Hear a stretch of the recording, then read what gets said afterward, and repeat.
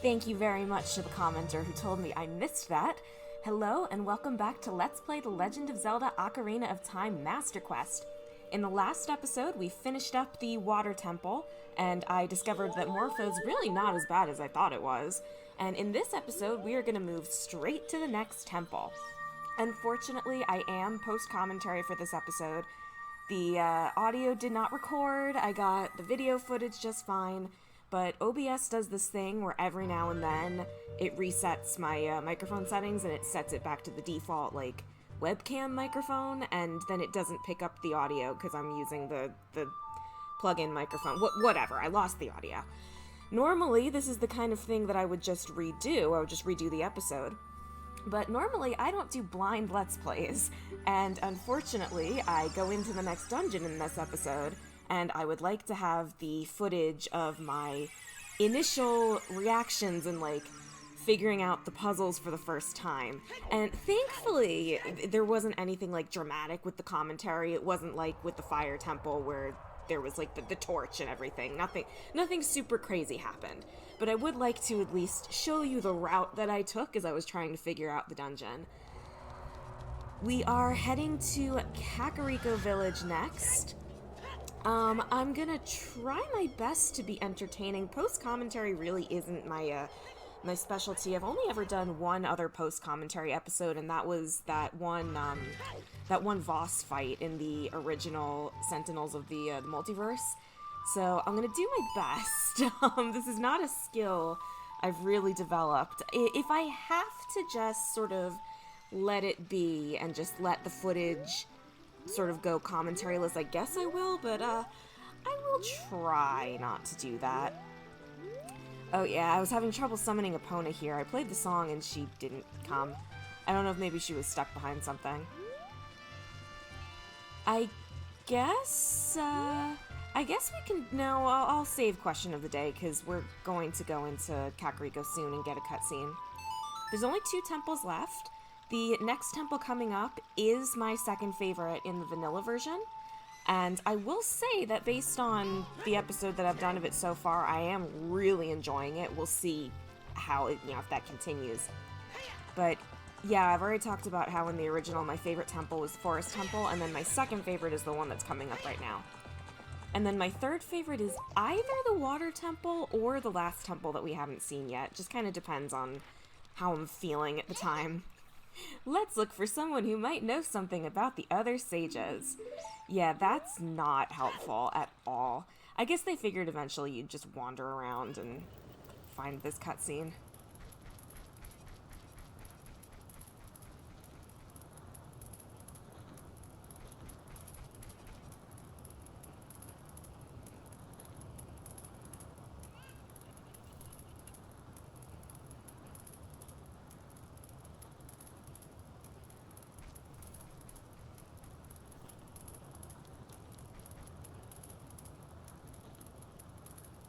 Get back, Link.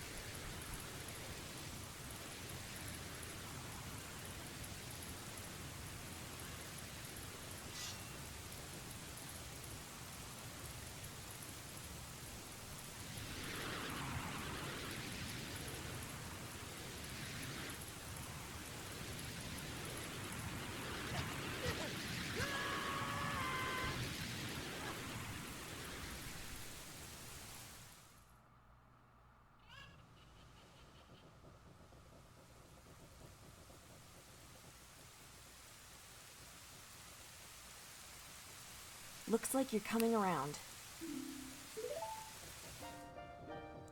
Link, a terrible thing has happened. The evil shadow spirit has been released. Impa, the leader of Kakariko Village, has sealed the evil shadow spirit in the bottom of the well.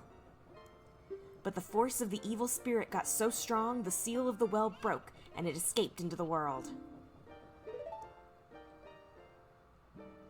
I believe Impa has gone to the Shadow Temple to seal it again, but she will be in danger without any help. Link, Impa is one of the 6 sages. Destroy the evil shadow spirit and save Impa. There is an entrance to the Shadow Temple beneath the graveyard behind this village. The only thing I can do for you is teach you the melody that will lead you to the Shadow Temple. This is the melody that will draw you into the infinite darkness that absorbs even time. Listen to this, the Nocturne of Shadow.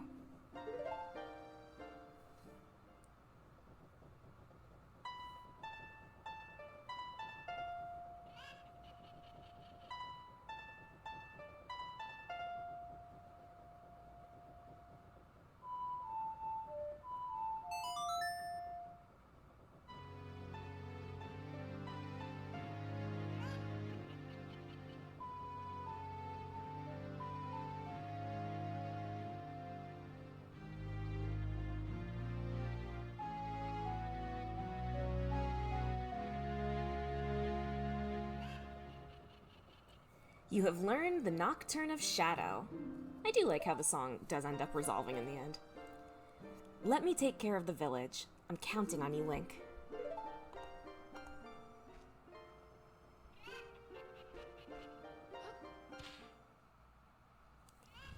Well, I guess we'll leave it to Sheik to rebuild Kakariko Village or whatever, although the village seems to be fine. It is interesting how Sheik knows that Impa's a sage. It makes you wonder if Impa knows that she's a sage. Maybe. Either way, let's play the song and head to the graveyard. This is probably my second favorite warp song. Maybe third favorite. I do quite like the last one as well.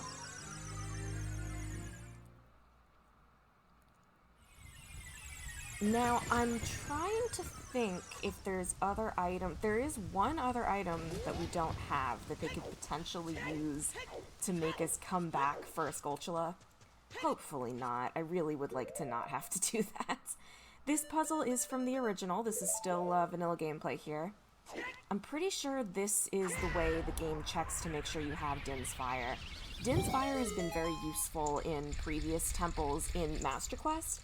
But in the original, it's not that it's not useful, it's just really not that necessary. But I think you have to use it for that. So here we have the Shadow Temple, and the game is really going to go all in on the horror elements. We saw that big shadowy thing.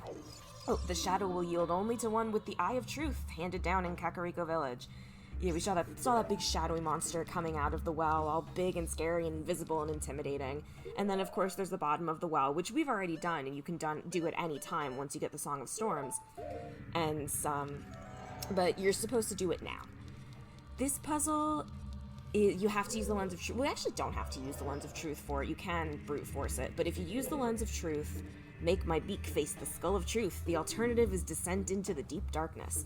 Yeah, if you face the statue towards the wrong torch, the floor will open up, but you can avoid it if you're fast enough. The torches will disappear if they're incorrect, and the torch that remains, that still has the skull on it, is correct. This puzzle is in the original. So far, nothing is different, but don't worry, it is going to deviate. If I can remember what any of my initial reactions were, I'll try to at least explain what I was thinking. But like I said, I can think of a couple parts where I'll have to explain my thinking a little bit. But for the most part, it's fairly, this temple is fairly linear in the original, and at least for the part that I've played so far, they're kind of sticking to that.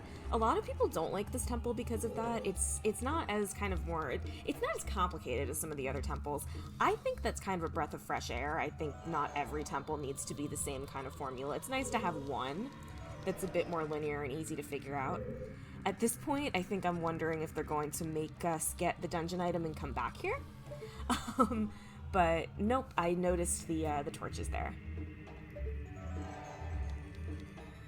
This is also the first time in a temple that you have to use the fire arrows, which again, that's an item that's 100% optional in the original. It does have its uses. It's not actually all that useful in the original. There's really nothing that you can do with it that Din's Fire won't do for you. So I am very happy that they make you get this item and make you actually use it. It's not impossible that they'll make you use the item that you get from the Gerudo training grounds, but there's only one temple after getting it, and I don't know what the use would be for it, but maybe they'll surprise me. I can't remember if I've talked about Gerudo training grounds yet. I think I very briefly mentioned that I was thinking of going in. In the original, you only need a few items to beat it. You need the bow. I'm pretty sure you need the long shot, not the hook shot.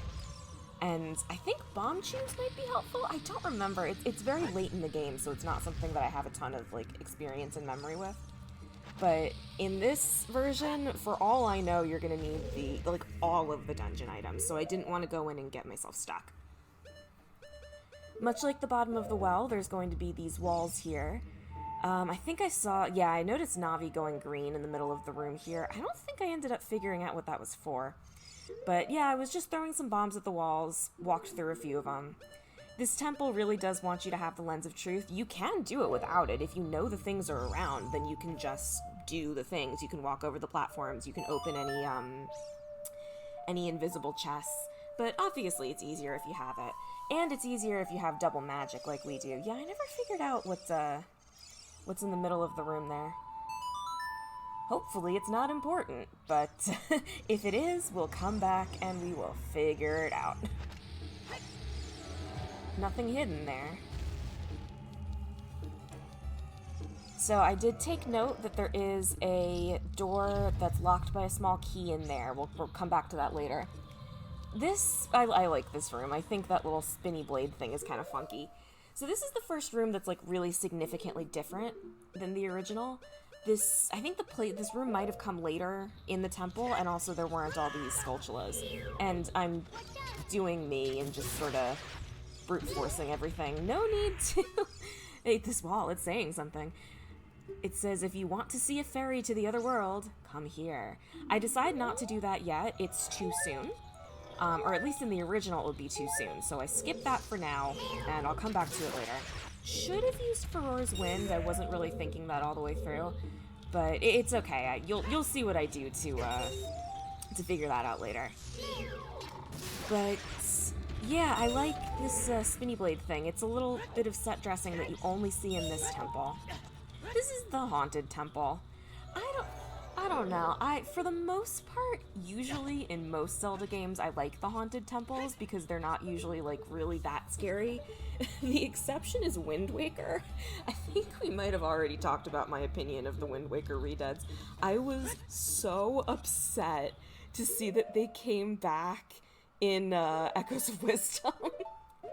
I have to say, I'm slightly underwhelmed with Echoes of Wisdom. I think it's a fine little game. I think it's hard to explain. It feels a little empty almost, like there's just something missing. It's really hard to quantify what that means, but like I said, I'm just a little underwhelmed with it. But it's cute, and it's a good little game. And I am impressed with how they brought back a lot of old enemies that we just haven't seen in ages. They brought back enemies from Link's Awakening. They brought back stuff. I think they brought back an entire boss from the Oracle games. And they brought back the Wind Waker redeads. And I hate it. Here's the map.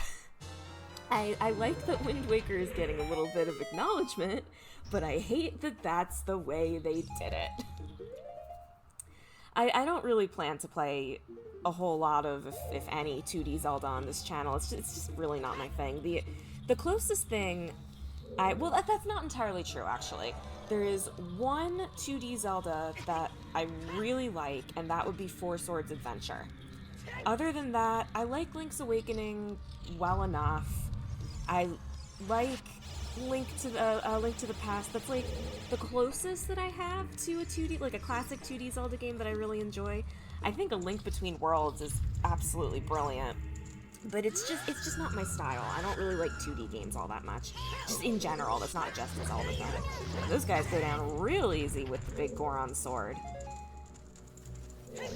I guess now's as good a time as any for question of the day. I'm trying to think. What was the question I asked in the original? I think it was, to to go off of the question... Oh, there's the key, by the way. To go off of the question that we had in the water temple, that I did intend to be a pair, but then I had to cut that episode and never actually ended up asking the second one. So the first question was, what's a game that everybody loves that you hate? And the second follow-up question is, what's a game that everybody hates that you love? And my answer is going to be the Wii version of Okami. And I know that's not... Well, actually, that's not true. That's a really polarizing game. There are a lot of people who hate that game. But there's also a lot of people who really love that game. But not the Wii version. Nobody ever says that the Wii version is the version you should play. I say it's the definitive version, frankly. Part of the reason I fell in love with that game was because of the motion controls. You could actually use the brush. In fact, I could even give that whole answer to motion controls. Listen, I am the loser that they invented motion controls for. I think as long as they're, like, good and responsive, they can add so much to a game. I love that in Skyward Sword you can actually do the slashes. I remember playing a little bit of Skyward Sword at a friend's house, and they were at, like, the tutorial sword training part, and I was doing all the slashes, and I already knew how to do them because I'd played Zelda before, and it was, like, the coolest thing ever. I felt absolutely awesome. So, I like motion controls. I will die on that hill, and I won't take it back. So there. So what's a game, or I guess a concept in a game, that most people don't like, that you love? I'm curious to hear some answers on that one. Obviously, a lot of video games is subjective, as with most art, but there are some things that I think people can definitively say either work or don't work. Alright, so here, I think I had a little bit of trouble in this section. Nothing too major. I guess not going that way. Those are guillotines, by the way, not guillotines. That bothers me way more than it should, probably just because I'm a language teacher. It's a French word. Guillotine is not a word, it's guillotine. That's my little thing that bothers me that doesn't matter. I tried messing around with the switch. I tried melting the ice. It's not ice, it's crystal. I couldn't figure it out, but it was worth a try. I'm guessing you just have to come back to that switch later. And I'm sure I will figure it out eventually. I feel like this temple has gone by fairly quickly compared to the original, and that could just be because we're doing things in a slightly different order because it is Master Quest. But I'm sure you've noticed I'm really not having a lot of trouble. I'm just sort of breezing through most of it. And you know what? I like that sometimes. I think I've already told you my opinions on easy games or easy things in games. They're nice. Not everything needs to be super difficult all the time, and even in a game that's meant to be a little bit challenging, or even borderline trolly like this game, it can be nice to have just a little bit of a breather, just to make you feel like you're making some good progress before the game comes and sticks you with something again. This is the room that I was thinking of, because in the original recording I said, oh, this room comes later. This is the room that I was thinking of. The blade thingy, the spinning scythe thingy, whatever you want to call it, is hidden, and you're supposed to use the lens of truth to avoid it, but me being me, I just take the hits and don't care. I have several fairies. I will be fine. Not every game is like, you can't do that with every game, but if there is a game where I can just brute force something, chances are I am going to. And here, Navi turning green signaled a time block, so figured that out. I think that Like may have spawned into the room later. I don't remember it being there in the beginning, but who knows. I was experimenting with this room being a kill room. If I remember correctly, it isn't, and I ended up killing all the enemies and it didn't do anything.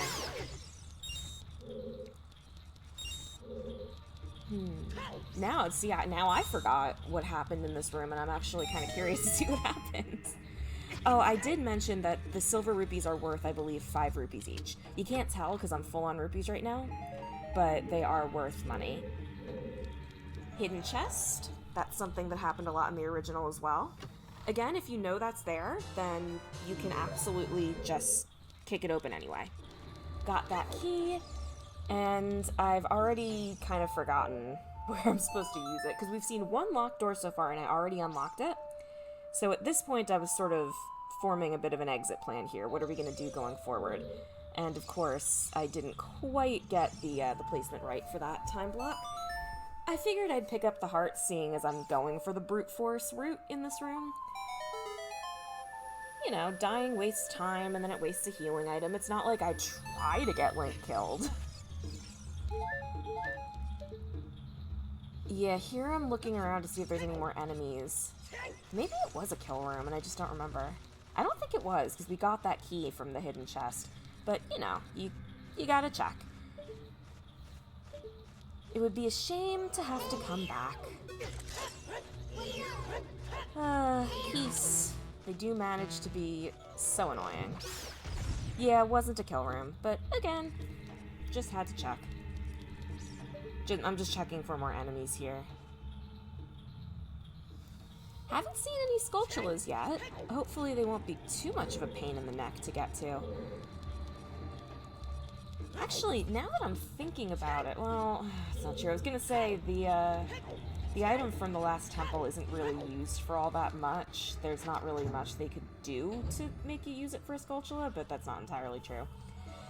So, at this point, I am trying to get back to the ferry, because that's the main area that I can remember to go. Because there's no obvious way to those platforms over there, and there's no obvious way back because the platform is too high. So I'm experimenting here a little bit with maybe places to go in this room, but I am thinking in my head I'm gonna go back to that area where it said drop down here for the ferry. We died. Oh well. There's a ferry. Gonna restore us to full health, because they haven't yet decided that that was too powerful. And here I am trying to go back. I didn't make that jump, but now that I'm looking at it, it kind of looks like maybe that was just because I got hit with the Beamos beam, but it doesn't matter because that big, you could see it right there for a minute, that big platform after it is too high to get up there. I think I decided to just kill these guys. Or at the very least, stun them like that. Yeah, see right there, after that first guillotine, there's like a big platform going up. And for all I know, if I use the Lens of Truth, maybe there'd be some way to get past it, but I didn't see one. I tried to maybe walk on that tiny little platform there. I gave it a couple of solid tries, but there was no way to do it that I could say. Yeah, see that platform there, that's too high. I can think of a couple of other things that I didn't try. I didn't really look for torches. There might have been some platforms there that I didn't use the Lens of Truth on. But I can always come back here later. I figured at this point that I'm going to need the dungeon item to get through the rest of this room, which, again, may or may not be true. Trying for the switch again, just in case. But you know what? With the solution I came up with, if I have to come back, that's fine. It didn't take all that much effort to actually get over here. And I did notice Navi going out there. I don't know if she was targeting the bomb or maybe if there's a scarecrow over there. Maybe something to note back for later. Yeah, I'm checking the map, just seeing where I've been, and I'm pretty sure that's the moment I decided to go back to the ferry. So I'm just gonna try to get over to that area a couple of times. Gonna try to walk on that beam. There's really no way to do it. I mean, I say that if you really try very hard and know exactly how, you might be able to do it, but it was, I couldn't figure it out. I decided to take a different path forward. I think I'm checking the map because I'm lost. Yep. They put me facing, I'm like, oh, did they warp me back to the beginning? Nope. Yeah, just, facing me a different direction than when I was starting is enough to get me turned around. And there you can see, even if you can't see the platforms, you can still walk across them. They exist, they're just invisible. Giving it one more solid effort to get on that little thing, I decided at that point it's really not worth it. So, I actually ended up... Oh, am I gonna do it? Yeah, I warped to the beginning of the temple. I thought about doing a save warp, actually, but it's just not, it's not worth it. You can just use the warp song. We're just gonna start from the beginning.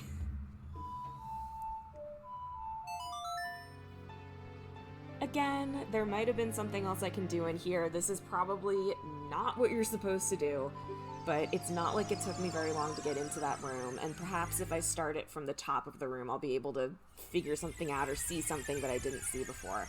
It's really, it's fine. I will figure it out. So going back in from the beginning, I should have probably taken the time to get some more hearts, but whatever. Kind of forgot what I did from here. Again, this is kind of fun. It's like watching a little movie. I know some people do entirely post commentary. I don't like it. It feels uncomfortable. It feels weird.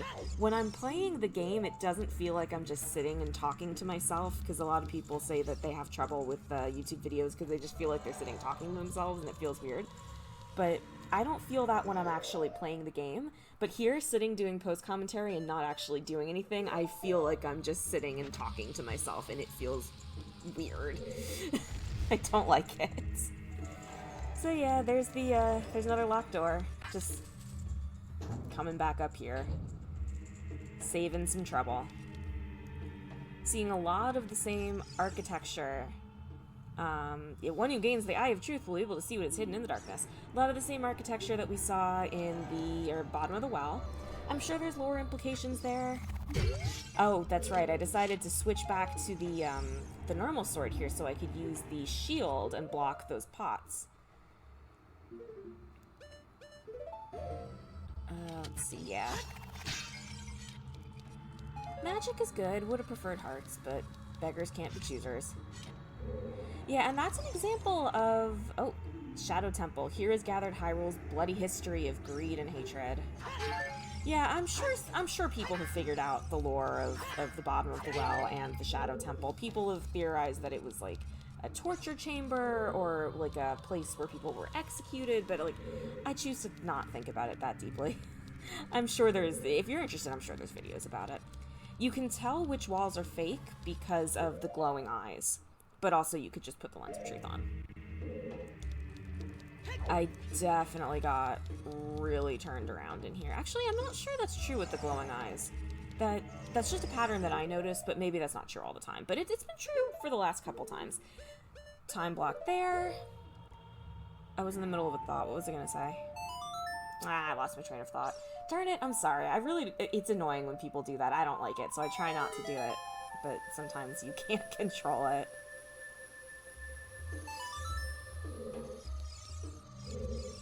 One who gains the Eye of Truth. Yeah. Oh, yeah, I remember what I was saying. I got really turned around in here. Because everything looks the same, and there's, like, fake walls, and I got so lost in this room. But I did eventually figure it out. This took me a second. There's fire coming, and I couldn't figure out where it was coming from at first. It is coming from those eye switches. I don't remember if they had these eye switches in the original. I want to say no, but at the same time, I'm sure I'm just forgetting something. Got some crystal there. Took me a second to figure this out, but I got there. See, I'm getting lost just watching this. I can't tell you if that was the same crystal or a different one. And it looks like the thing with the glowing eyes is turning out to be accurate. So I finally decided to try shooting the eye switches. Didn't end up being the right thing to do, but it was the first thing I should have tried. That's when I figured out that the fire was coming from the eye switches. That was actually just a stroke of luck that I was able to do that. That's when I figured it out. They briefly open the eye, and that's when the fire comes out, and that's when you have to hit the switches. Like I said, I don't remember this being a thing in the original. That doesn't mean it wasn't, it just means I don't remember it. I certainly don't think it was a mandatory puzzle that you had to solve. But again, could be wrong. We are well into the part of the game that I don't have that thorough of a grasp on, just because I haven't played this game as often as I have the other 3D Zelda games. So I remember the beginning a lot better than I remember the end. I guess we're basically in the end game now. Late game, maybe not end game, but we're certainly in the late game. Oh, we're beeping. Sorry. And of course, we're sitting here waiting. Waiting puzzles. Gotta love them. I was trying to see, like, I didn't know if maybe your distance to it made a difference when it opened. Of course, I missed it. I still couldn't tell you when exactly it happens. I don't know if maybe, like, it opens when you're not looking directly at it or what, but eventually you just wait long enough and you get it.